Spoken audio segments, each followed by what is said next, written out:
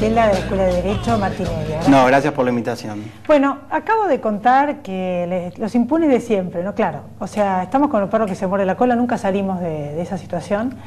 Ahora en este caso, ¿no? Que no es tan grave como el terrorismo de Estado, pero no nos deja crecer, el país se llena de pobres, no salimos de la pobreza, porque la corrupción es plata que no llega a la gente. Y no nos devuelven la plata, y si nos devolvieran la plata no estaríamos como estamos. Miles de millones de dólares. ¿Por qué estamos así y Brasil tiene un poco más de justicia? Es un tema grande y apasionante. Yo diría que la corrupción es un reflejo de un fracaso muy grande de nuestra democracia constitucional.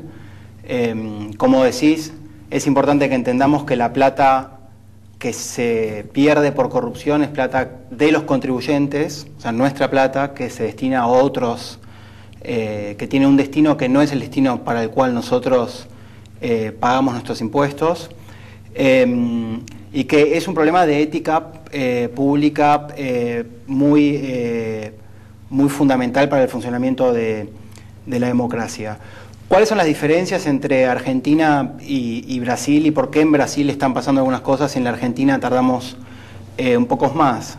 Bueno, hay unas diferencias que tienen que ver con el sistema jurídico argentino y el brasileño. Por ejemplo,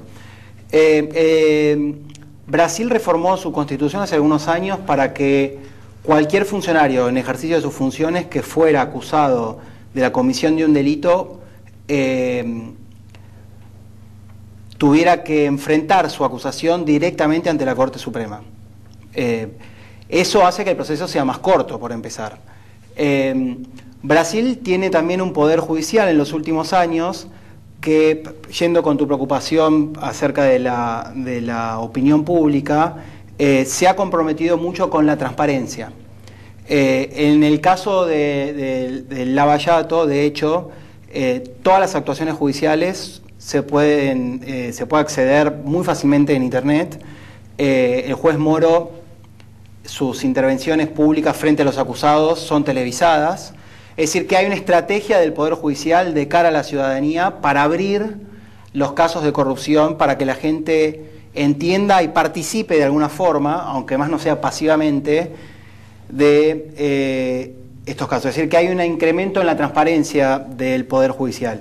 Si comparás con la Argentina, me parece que esto no está presente en el Poder Judicial argentino, está cambiando de a poco, hay un proyecto de Justicia 2020 que es ambicioso, y también nosotros tenemos un Código Procesal Penal que ha sido recientemente reformado, pero que todavía no está implementado, aprobado hace algunos años, que según entiendo va a empezar a implementarse en el 2019 o 2020, pero que es muy importante que se ponga en práctica porque los procesos judiciales por corrupción en la Argentina son muy largos, es muy fácil para las partes poner trabas a través de diferentes presentaciones, no hay necesariamente, o si lo hay, no se cumple un límite o un término para cuánto puede durar un proceso, por ejemplo, contra un funcionario en ejercicio de sus funciones.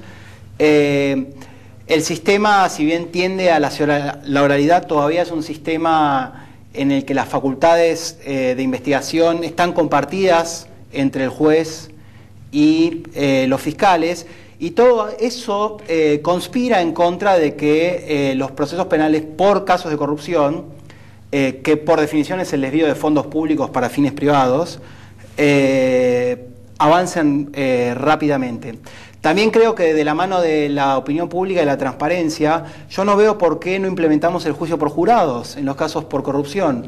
Creo que la gente tiene una visión y tenemos evidencia de algunos ejemplos de juicio por jurados en nuestro país, donde los ciudadanos que participan de los juicios se comprometen con los juicios. El hecho de que potencialmente sea contra corruptos o funcionarios en ejercicio no significa que vayan a proponer penas exorbitantes o muy bajas según su simpatía. No, los ciudadanos se comprometen y creo que ese sería un camino en pos de la transparencia y del compromiso ciudadano con los procesos contra la corrupción. Ese es un problema o una dimensión. Hay otras dimensiones. Un importante que creo que es importante tener en cuenta es muy fundamental, y es cuál es el fundamento de la pena, digamos, que cuando queremos ponerle una pena a una persona por la comisión de delito, ¿qué está detrás?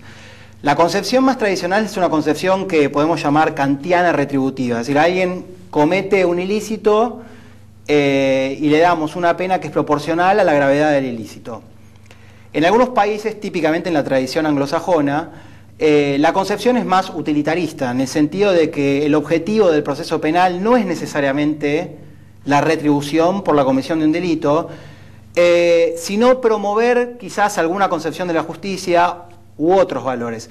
La Argentina tiene un sistema penal que está fundado en esta idea retributiva, con algunas dimensiones, digamos, utilitaristas. Por ejemplo, tenemos el juicio abreviado, que permite juicios rápidos, y la mayoría de los juicios orales son juicios abreviados. La gente se conforma, vos escuchás, que todos dicen que no le dan mucha importancia al tema de la corrupción, pero fíjate que en la calle y aún en el medio del campo, en los pueblos, vos escuchás, ya ni siquiera les importa, que ya pedían que vayan presos.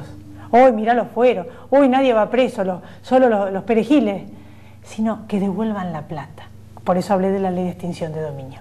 O sea que ya se conforman con que por lo menos devuelvan la plata. O sea que no hay nadie que no te lo diga y no tenemos ni siquiera eso. No, pero la barcaza devolvieron y la maquinaria de Baez. Pero creo que eso tiene una conexión con lo que estaba diciendo recién, porque si vos tenés una concepción de la pena que es utilitarista, vos podés sostener al mismo tiempo, al estilo anglosajón, que podés tener en el sistema penal herramientas que te permitan, antes de tener una condena firme en sede penal contra un delincuente, tomar medidas, por ejemplo, contra la propiedad de ese delincuente, fundado en la sospecha razonable de que el origen de esos fondos está conectado con la comisión. Eso acá no está. Eso en la Argentina no está. Hay una media sanción en la Cámara de Diputados del 2016. En el Senado la ley de extinción de dominio. Exacto, la ley de extinción de dominio. Y la Cámara de Senadores está por tratarla. Y la tensión ahí es precisamente esa. Algunos dicen, bueno, vos no podés avanzar quitándole la propiedad a alguien en la medida en que no haya condena firme. Y otros dicen, sí, podemos hacerlo, porque de esa forma promovemos otros fines importantes para nuestra sociedad. Y los fueros, brevemente me dijiste algo vos, ¿qué opinabas? Bueno, los fueros parlamentarios que han estado en discusión en los últimos tiempos, con el caso de Debido el año pasado, actualmente con la expresidenta Cristina Fernández, tienen un origen histórico. Nuestra Constitución los toma de la Constitución de los Estados Unidos, con una diferencia interesante, y es que los parlamentarios en Estados Unidos tienen fuero durante las sesiones y en el camino, cuando van en camino, digamos, de casa al trabajo y del trabajo a casa. Nuestra Constitución es más amplia, y la Corte Suprema, en un caso creo que de 1880 o por ahí, dice que la protección es más amplia por razones de alta política.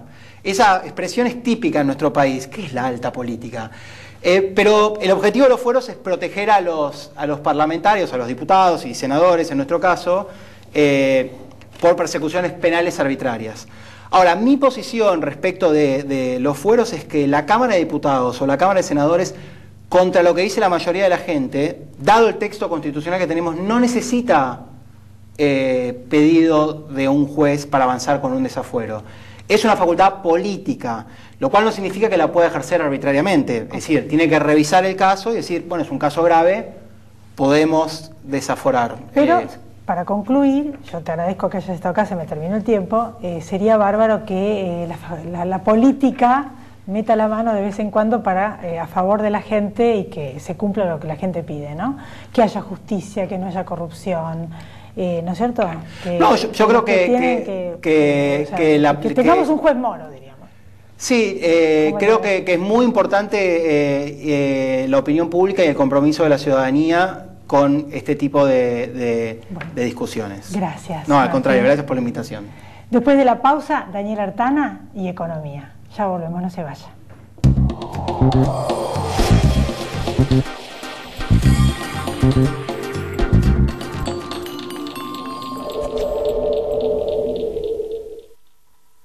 Grupo Petersen, desde 1920, construyendo el país. En Provincia ART, Nuestro trabajo es protegerte en el tuyo. Provincia ART, la aseguradora de riesgos del trabajo del Grupo Provincia. Arriba Cabrales, significa buen café.